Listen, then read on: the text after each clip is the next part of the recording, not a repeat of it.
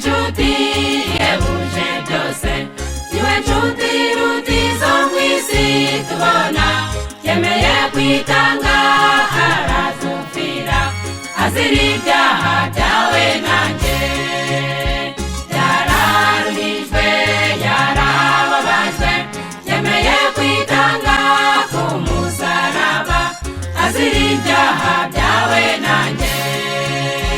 Yararuhijwe, yarababajwe, yemeye kwitanga ku musaraba, azira ibyaha byawe nanjye.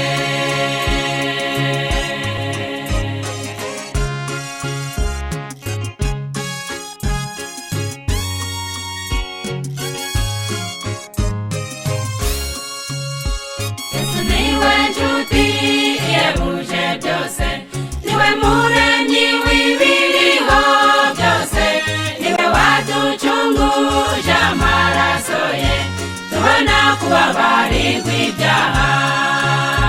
Yararuhijwe, yarababajwe, yemeye kwitanga ku musaraba, azira ibyaha byawe nanjye.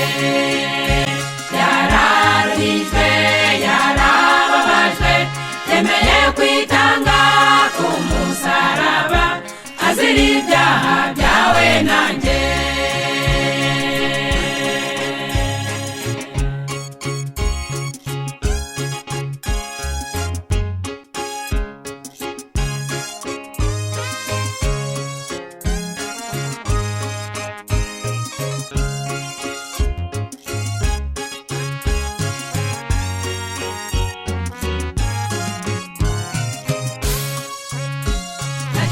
Chatera umwana wayo, namvune n'agahinda byamushengura, nasengesho ryava mu kanwa kacu, data wo mw'ijuru atabizi.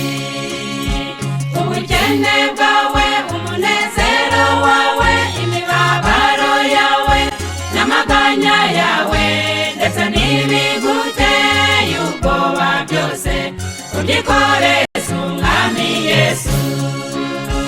Ubukene bwawe, umunezero wawe, imibabaro yawe n'amaganya yawe, ndetse n'ibiguteye ubwoba byose, ubyikoreze umwami Yesu, namwisunga azakurengera.